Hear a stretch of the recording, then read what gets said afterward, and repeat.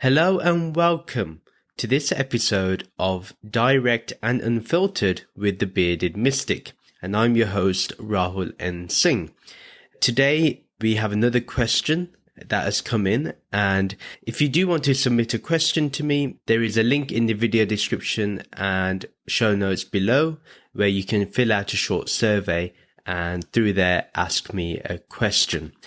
I have a very interesting question. Hello Rahul, will ChatGPT or AI be able to give us spiritual liberation, and should gurus be worried? This is a very good question. And yes, there's been this whole craze of ChatGPT, and even now I've heard there's one of the Bhagavad Gita. I shared it in my Instagram stories the other day. And will it ever get close to replicating spiritual knowledge? Not really. I think AI will have the data and will be able to create a decent answer, but will it be the answer that will be good for your intellect? And will it be one that will strengthen your intellect? Now, the whole purpose of going to a guru, and why I don't think any genuine guru will be worried, is because they know that you have to first build a strong base for the intellect. When the intellect is strong, when the intellect is ripe and ready for that little nudge into spiritual intelligence with the knowledge of Brahman or the knowledge of the ultimate reality, that is where ChatGPT or any other AI software will not be able to replicate. That is the transmission. For example, there are times when I do my guided meditations every Saturday, and when we meditate as a community, I have noticed that when I surrender at that moment and I say to Nirgun Brahman that you're now going to lead awareness, you're going to lead the meditation, may there not be any iota of Rahul in this. There is times when I'm in the meditation and the mind will try to interfere and will give a suggestion, say this. And I notice how awareness actually stops that from happening. I will tell you this now. This is something that AI will never be able to replicate. Yeah, it will not be able to. It'd be impossible for it to do so. It will never be enough for spiritual liberation. For spiritual liberation, you need a teacher, you need a friend, a spiritual friend that will really help you go forward in your spiritual journey. For example, AI will never be able to make you meditate. You have to do that. AI actually has no self-awareness, which a guru has, which a teacher has, which a spiritual friend has, which a community has. And therefore, if it has no self-awareness, how can it teach you anything of spiritual liberation? How can it lead you there? Not only that, how can it take you to the awareness of awareness itself? How can it take you to being aware of being aware? That is something it cannot do. And that's why I think it's not so worrying. It's amazing as technology, of course. But for spirituality, no, because it has no consciousness. It has no awareness itself. It cannot tell you the vibes you get from somebody. It cannot tell you the fragrance in a room. It cannot tell you the shade of colors in the room. It cannot do any of those things. It cannot tell you how you feel when you see something, when you experience something. It's not able to convey that to you. And that's something that a person is able to convey to you. So for example, if you're with a guru and you ask a question and that question brings a tear to your eye, will AI ever be aware that you are crying? It's not sentient. But what I will say is it will get rid of a lot of the nonsense gurus out there. So the gurus that tell you there's nothing here. Well, AI is literally doing that. And I don't think any true Vedantic teacher will have any worry right now, because it will get rid of the Neo-Advaita teachers. It's better to approach an AI machine than to actually approach a Neo-Advaita teacher, in my opinion. it's best to go to them. There's nothing there. Literally, there is nothing there when you're speaking to ChatGPT or any other AI function. I think that's fine. It will get rid of the unnecessary teachers. But it may also bring about how important it is to have a teacher that is there for you, that understands you. Now, what I really believe in is that the guru model needs to change. We have to go back to the Vedic times. We have to go back to where there were only a few hundred devotees. And it wasn't that you had to be loyal to one guru either. Whichever guru matches your intellect, you go there. And either that ashram will create more teachers, and therefore the president of the order or the guru of the order will have, kind of sub-gurus to kind of help. Or if you're just going to have one person for the masses, which, there's many of those teachers around, I don't know what future they have. So should gurus be worried about AI? Not so much, but they should be worried about technology. And if you can just get standardized answers, well, AI does that. It's all about giving the individual answer which can help someone individually and understanding their circumstances. So in my opinion, this is going to do a good job. And if it does have an impact, I hope it has an impact on that market, because that market has become oversaturated.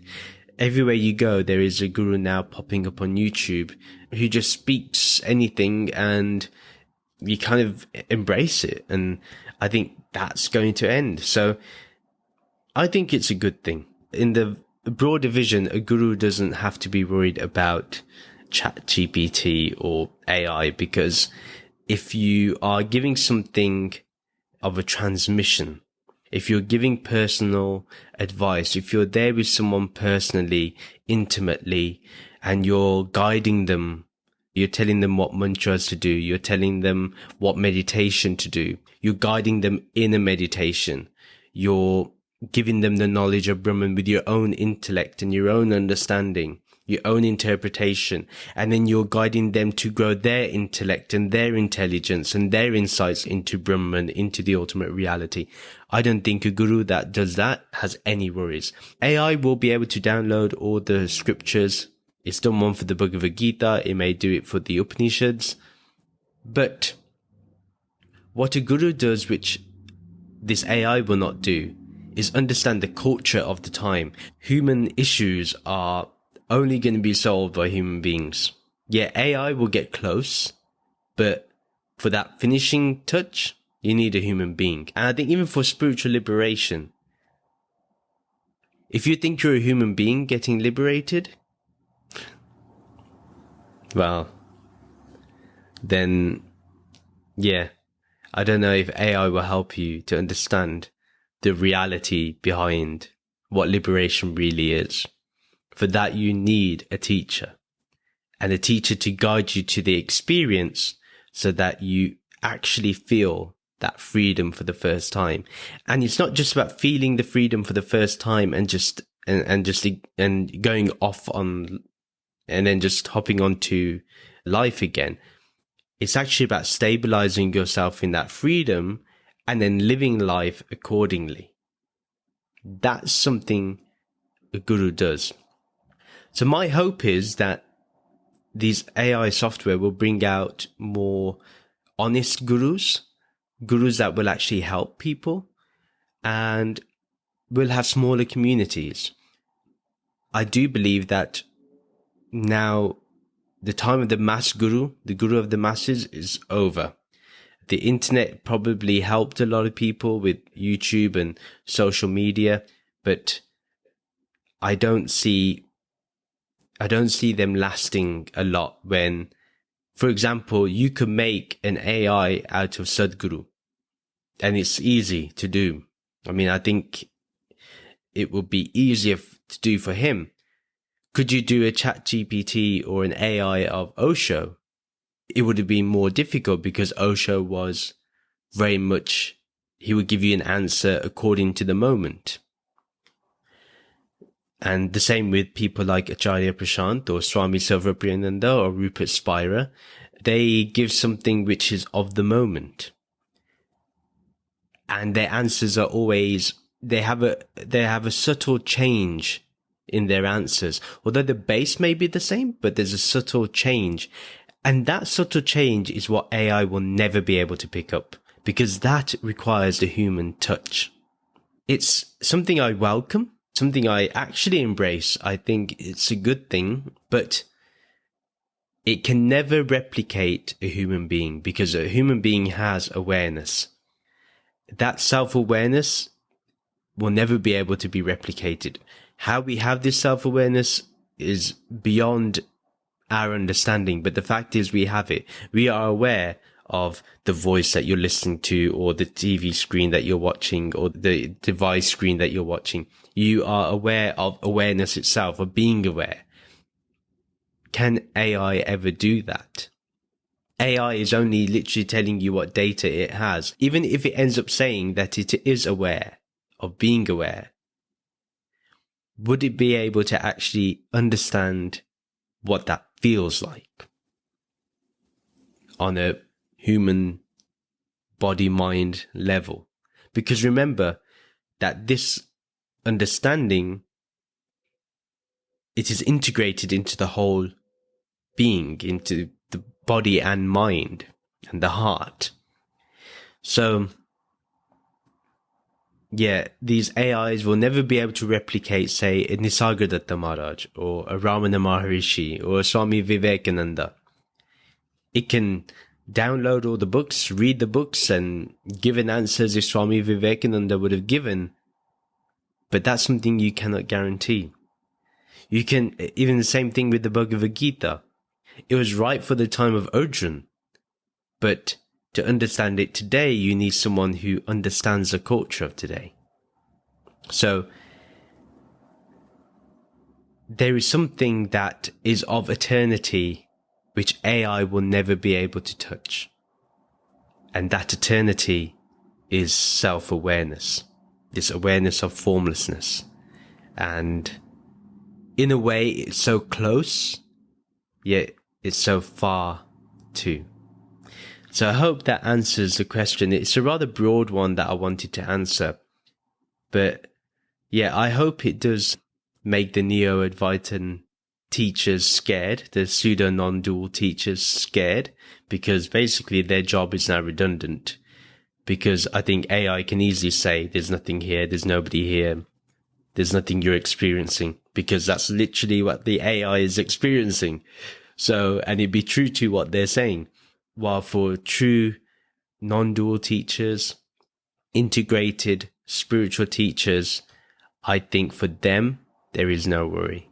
There's nothing to be worried about. There's no challenge here. But one thing I have forgotten to mention, that yes, the people that you have in the spiritual circles that just read the Mahabharata or the Ramayana, the Katha speakers, even the Pandits, if it's all about reciting mantras for a wedding, AI could easily take over. I think the people that recite the kathas, they should be worried, for sure. So that's a lot of them. Because if you're just reading the katha, if you're just reading the Ramayana or the Mahabharata, we don't really need you. And for the Pandits, if all you're doing is rituals and just chanting mantras at a function, well, an AI could easily replace you. The only way that can be saved, and this is not just in Hinduism, this expands everywhere, like the priest can easily be replaced if all you're doing is reading from the Bible or the Quran or any other scripture. But if you're going to be invoking the devas, the spirits, the ancestors, then that's where Pandits will save themselves. So it's an unknown territory. I'm making guesses, and it's rather cool to make these guesses. So if anyone has any follow-up to what I've just said, You can ask a question. The details to ask the questions are in the show notes and video description below. You literally just fill in this Survey Monkey. If you have any other questions, anything you want to ask, there's no question is silly. Every question is welcome. It's all about being direct and unfiltered. So thank you very much for listening to this episode. If you would like to support the Bearded Mystic podcast, you can support me on Patreon. The details are in the show notes and video description below. Thank you very much. Take care. Bye.